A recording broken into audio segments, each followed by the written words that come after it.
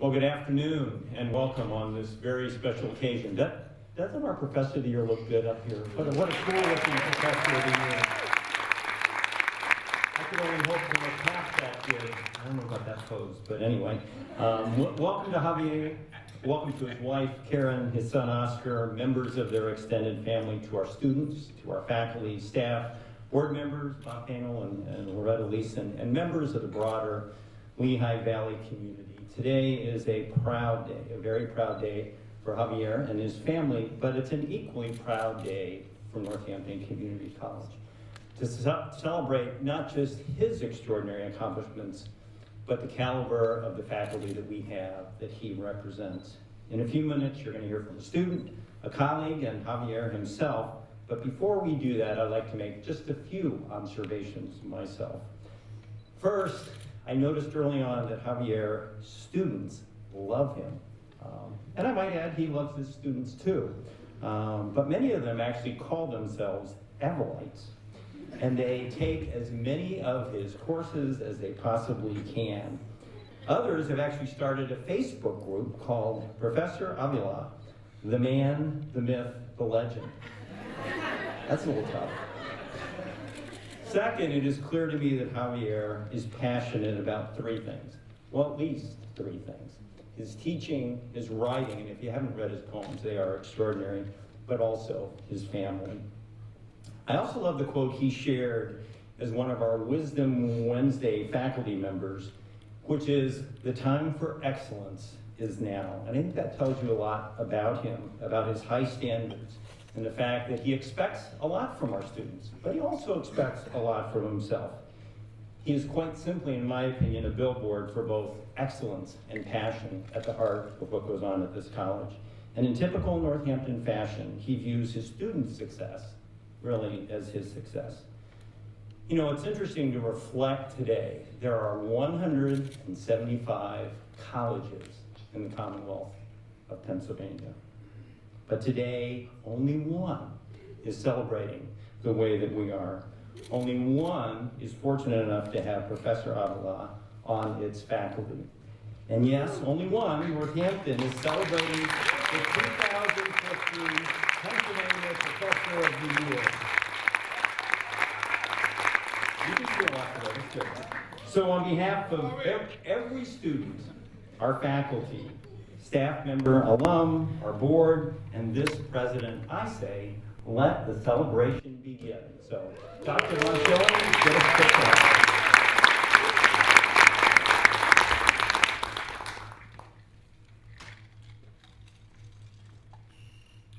I'm Jim Von Schilling, Javier's colleague in the English department here at Northampton. I'm here to speak about the best professor in the state of Pennsylvania. But who actually is that person? We know that the Carnegie people right now say it's Javier, our wonderful, distinguished special colleague. But we also know that two of our colleagues, Kiki Anastopoulos and John Leiser, were also named best professors by the Carnegie Foundation not too long ago. And knowing Kiki and John, they're probably better teachers even now than they were when they got that designation. And I want to throw another name out here, Erin Riley.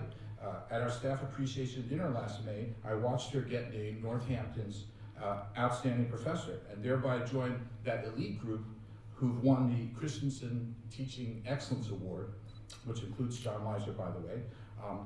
But also, what about the adjunct faculty members who we select each year as outstanding professors? And I know of other colleagues, and you probably do too, who I could easily see chosen as a best professor. The fact is, we have a lot of great professors here at Northampton. And if the Carnegie folks ever decide to recognize the best entire faculty in the state of Pennsylvania,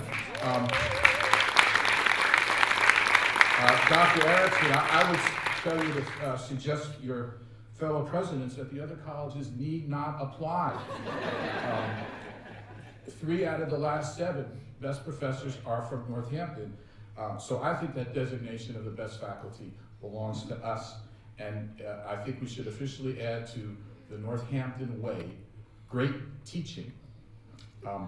Now, one of the quirks about our profession is that you don't really experience yourself the great teaching of your colleagues because you never actually spend a semester in their classrooms the way the students do. Instead, if you keep your eyes and ears open, you can pick up on signs of great teachers. For example, I teach American Lit in the fall in a classroom, College Center 290, with a plaque on the wall right by the door, dedicating that room to a longtime teacher here who's now retired, and it was all through a donation from one of his students. That's Professor Scott Barheit. A lot of you remember him. And I met him walking to my first class on my first day teaching here back in 1984. And I saw right away what a friendly and engaging guy he was. And then over the years, I saw what a dedicated teacher he was. But that plaque in CC 290 from a student, it gets me every time I look at it. That's a sign of a great teacher. I just saw another sign at the end of the fall term involving one of my newer colleagues. She had a class up in Monroe that thought so highly of her that they secretly came together and got a proclamation honoring her from one of our state legislators. That's Belinda Anderson, reading teacher. I'm truly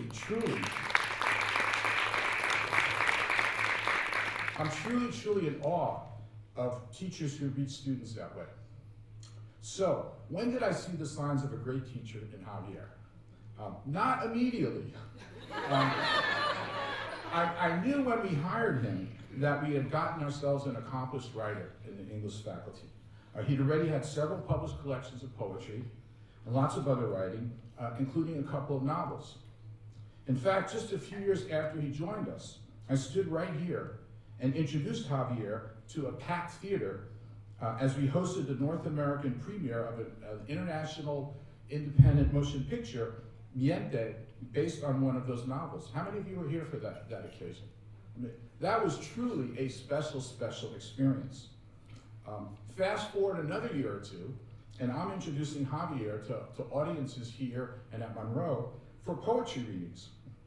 And by the way, if there's a pattern of me introducing Javier, well, yes, this is the 6th time I've done it, which I think is as many times as Ed Sullivan introduced the Beatles. And I also think if I do it maybe 2 more times, it's going to count as a 1 credit overload. I just have to look at the contract and see what it says. But anyhow, back to the poetry readings. Javier's writing can be very, very serious and thought-provoking. Heavy is the word that I would use to describe it. And so the first reading I went to, I really wondered how our students would react to it. But partway through his reading, I realized that they had kind of magically become totally charmed and transfixed by Javier.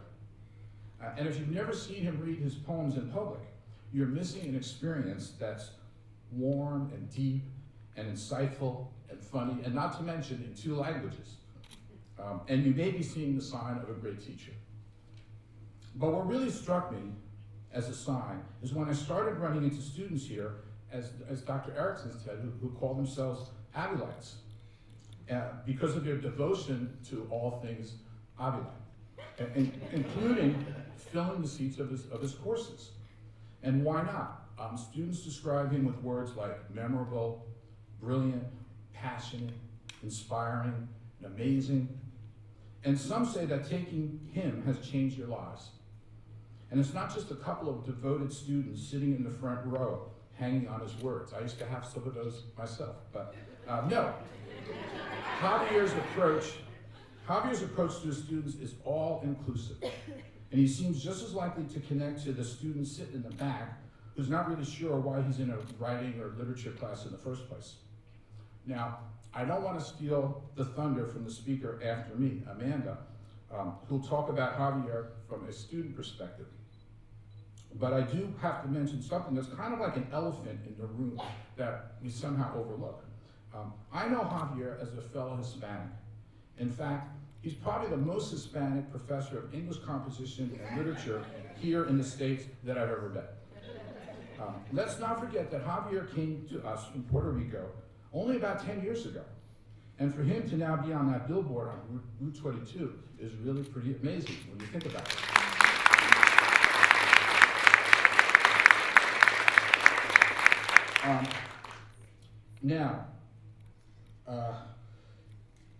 Is there some connection here to him being Hispanic? Let me touch the border of political correctness here by suggesting that some of Javier's passion and intensity and humor and his engaging personality are traits that I always see and cherish in my Hispanic colleagues here. I know we're all proud of Javier, and we see him as a role model for our students and for other Hispanics who've chosen a career in education. But it's time to move on to our next speaker, and I can always say more about Javier the next time I get to introduce him. But let me close by imagining the day when a new teacher here notices a plaque on a classroom wall for the student who wanted to honor Javier, and this new teacher sees it correctly as a sign of a great teacher. I know this will happen someday, and it's just a question of which classroom. Will it be CC 162, where Javier is on display with all the glass? Will it be CC 135 that we've thrown him in the last couple of years, a tiny, tiny little classroom? My choice, and I'm a troublemaker, so you're gonna have to ask Javier about this, but he knows, my choice would be pen 135. Our next speaker, Amanda Milhouse. Thank you very much.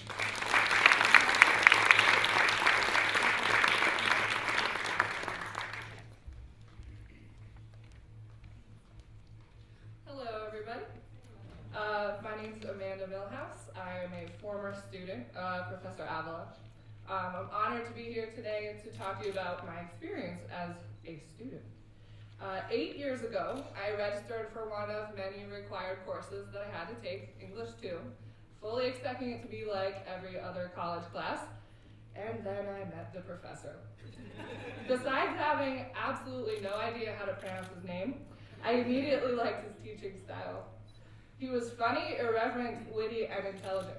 On top of speaking both Spanish and English, I soon discovered he's also fluent in the language of sarcasm. When I found out he's an award-winning author and poet, I admired him all the more for his humility and his ability to relate to his students on such a personal level. I'm sure that many of them would agree that he has a way of making you feel as though he's talking directly to you when he's addressing a class of more than 20. All of these qualities made me anxious to take advantage of every opportunity I could find to learn more from this possibly slightly crazy professor. I took 3 more classes with him in the following semesters, partly because I love reading and writing poetry, but mostly because he taught them.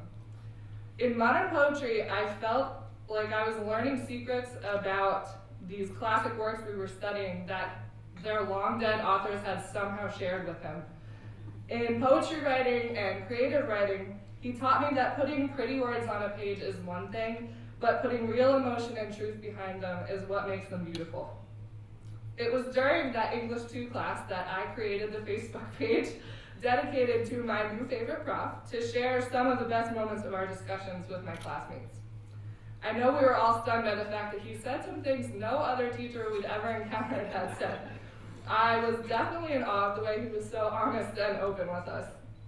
The group, called Prof. Avila, the man, the myth, the legend, started out as something silly, but now has over 200 members. I don't know many other professors who have a fan club that big. It's become a place where students, both past and present, record some of the most crazy, hilarious, and insightful things that Prof. Avila says during the course of his lessons. And I'll bet that if you look through his students' notebooks, you'd find as many of his famous sayings as you would notes about what he's actually teaching. Especially considering after saying something he thinks is particularly profound, he usually looks at someone and says, "Cookie, make sure you write that down." After taking 4 of his classes, I have quite a collection of these little gems, and I'd like to share a few of them with you. Don't worry, they're all good ones. I did some editing, it's fine. All right. If it hurts, you're doing it right. I'm talking about writing. When you're in love, let it inspire you, not make you psychotic. Try to find pleasure in unpleasurable things. Marry the poem, and then you won't love it anymore.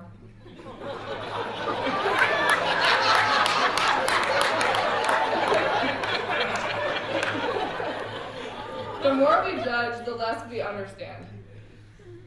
Sorry for this next one too. Love and suffering. Perhaps they aren't antonyms. And one of my personal favorites, the point is cookies. What is the point? 8 years ago, I walked into a classroom here at Northampton Community College to learn about literature, poetry, and writing. What I wasn't expecting was how much I would learn about myself. Prof. Avila saw in me a passion that I had long ignored. He challenged my sense of self and pushed me to defend my beliefs and ideals in a thoughtful and coherent way. The demands he made of his students forced me to step outside my comfort zone, both in my writing and my everyday life. And the fact that I'm standing here proves that, since I wouldn't stand in front of a crowd and speak for just anyone. And I never could have guessed that I would have gained such a friend in a professor who is so talented, passionate, and sincere. Prof, I will always be grateful to you for something you wrote when you signed my copy of your novel, The Professor in Ruins, at the end of that semester of English 2. You simply wrote, I expect great things from you. To this day, it is your unwavering belief in me and my abilities that pushes me to give my best in everything I do, just as you give your best every time you step to the front of a classroom. Congratulations on winning Pennsylvania Professor of the Year. I couldn't think of anyone more deserving of the honor.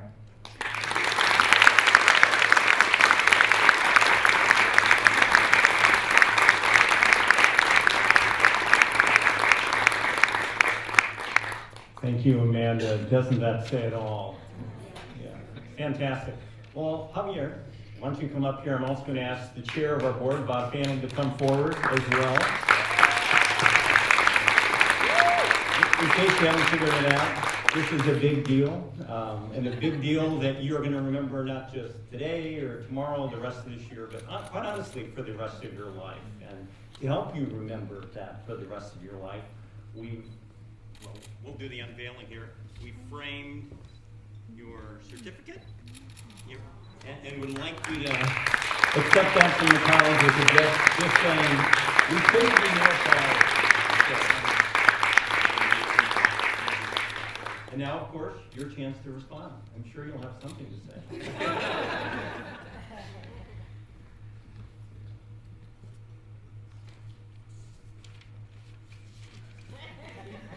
So now you know the length of this. I don't see many people doing this, so I will.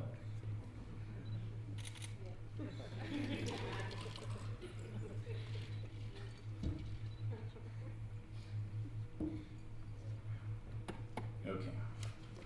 I gave this a title, Courage, with an epigraph by me. I know. All his life, my father was afraid of dogs.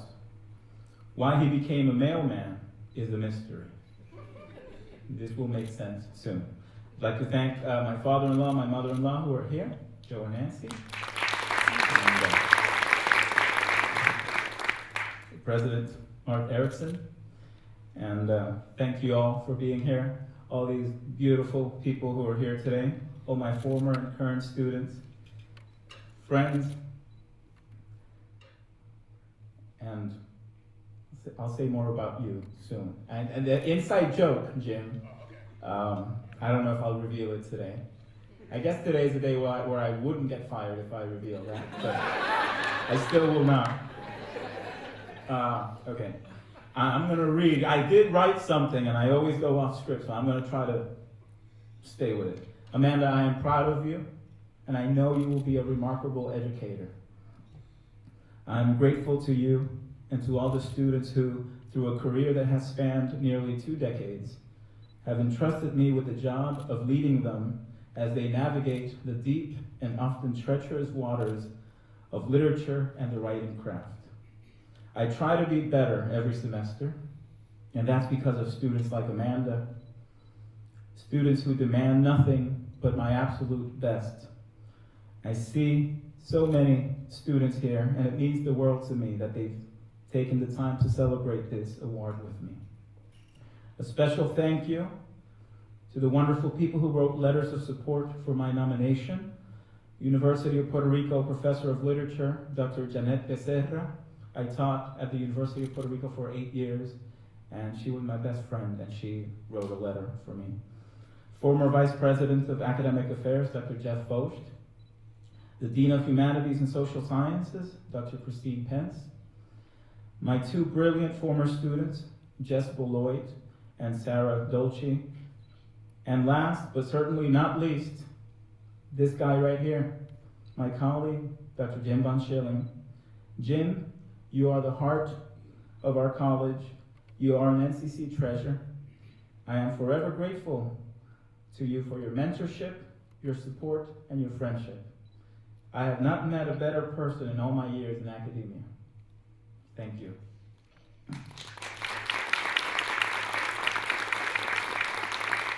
Is this mine too? Smells funny.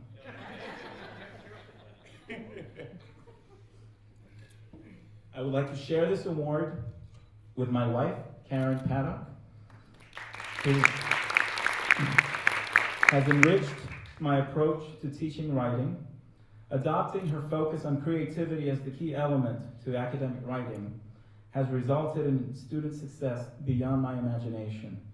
It was Karen who showed me how a combination of personal narrative and research geared toward the student's area of interest would cultivate their curiosity to such an extent that a final identity paper would become exciting, not burdensome, an adventure rather than a chore.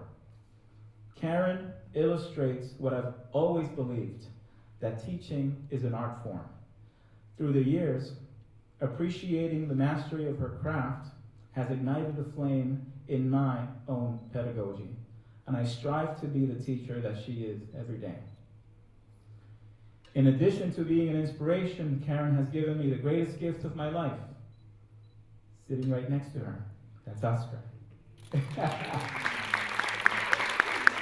He is a creative force, and his existence has opened my eyes in a way that continues to amaze me.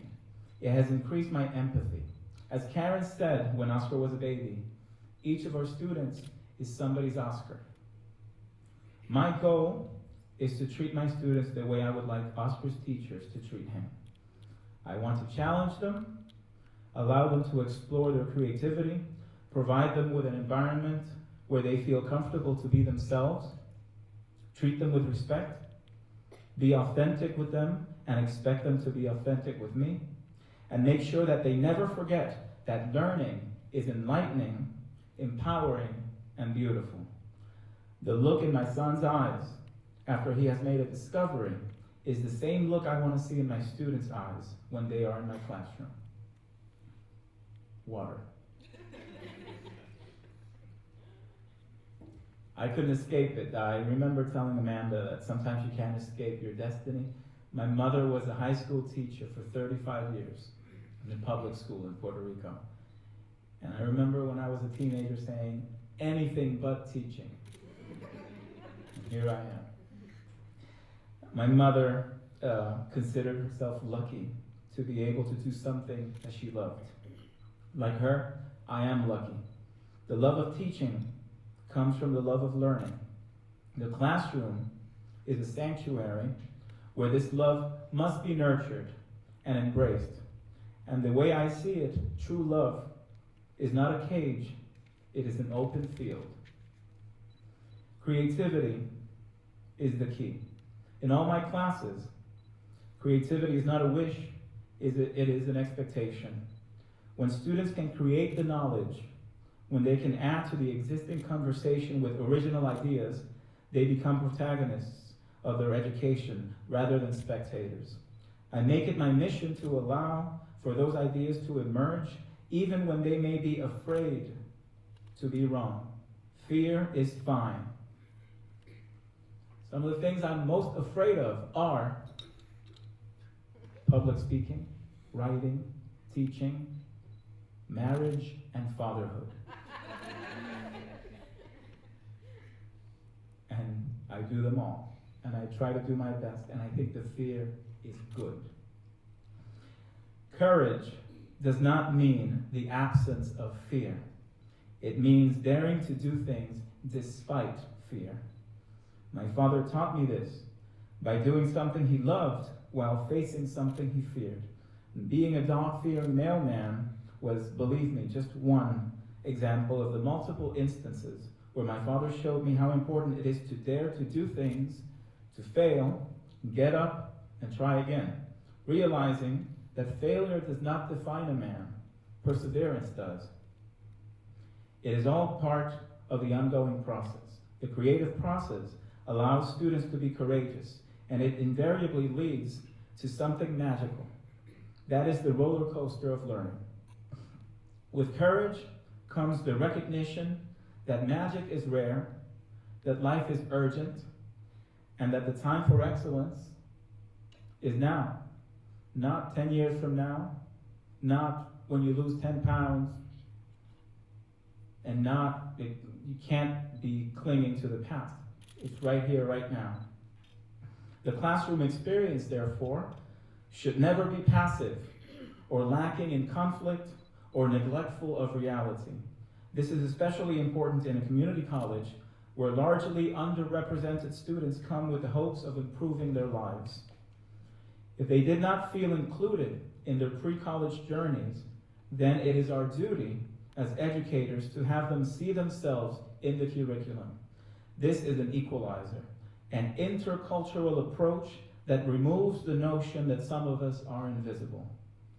Working toward this goal fuels me as an educator.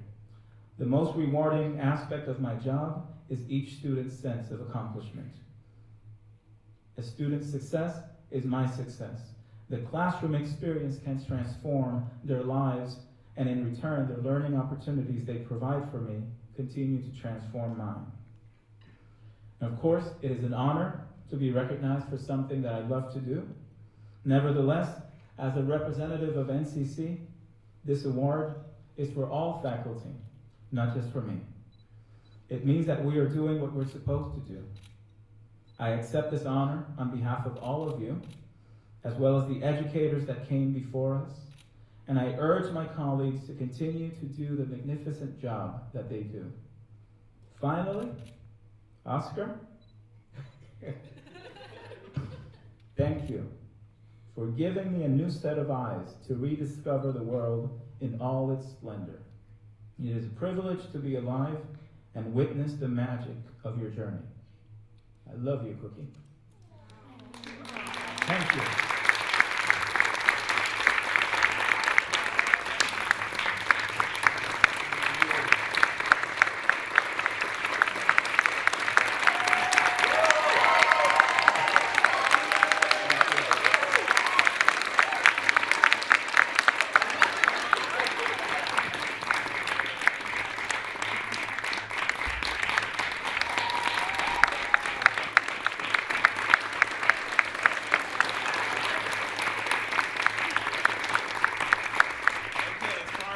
Yeah, I wish you could have seen Oscar. I mean, he was on cue every step of the way in terms of what was going on. Well, just as one final word, and gosh, I'm not going to try to beat all those great words from Jim and Amanda and from Javier, how inspiring, but I got to tell you, we are just so happy that you had the courage to follow your mom's path. Legions of students here in this college are so much better because you came here and became one of us, an inspired generation. So thank you, thank you, thank you. Thank you for being here. Have a great evening. Enjoy.